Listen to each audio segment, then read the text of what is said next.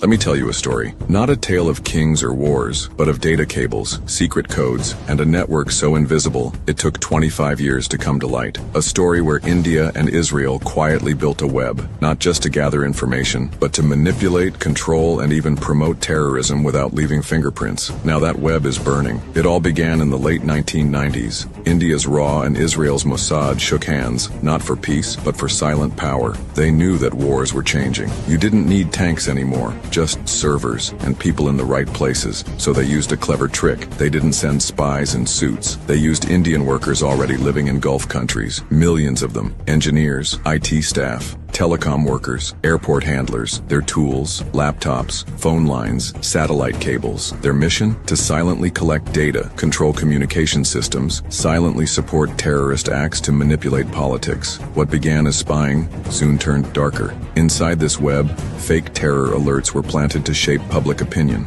Encrypted communication networks were used to spread false flags. Terror groups were quietly helped, not to protect anyone, but to blame others. During unrest in Balochistan, secure channels helped fuel separatist propaganda. In Afghanistan, information leaks supported anti-Pakistan factions. In Iran, suspicious digital footprints appeared after major bombings, traced later to Indian-coded VoIP servers. These weren't just intelligence operations. They were covert acts of digital warfare, terrorism wrapped in technology. To hide all this, big Indian companies moved in with open arms and hidden agendas. TCS buried inside telecom networks. Wipro managed banks from within. L&T installed Israeli radars. Mahindra placed legal surveillance boxes in Gulf states. Even Pegasus, the spyware known for targeting journalists, ran through this system. And at the core, a Dubai hotel room, where Indian staff quietly controlled operations through a simple console. It looked like business, but behind the scenes, it was digital colonization. But the mask fell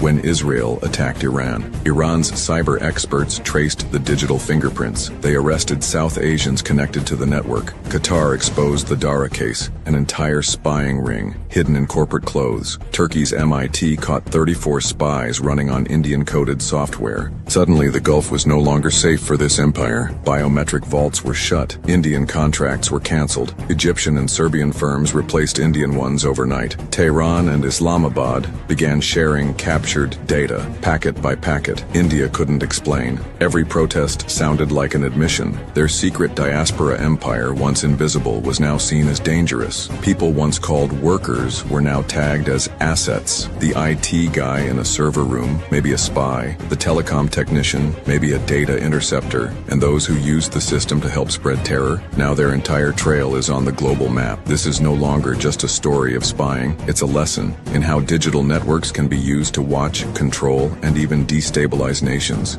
and how the mask of progress can hide the face of manipulation. India's hidden empire is now exposed. The bandwidth is burned. The narrative has flipped, and the world is watching. The game of silent war just got loud.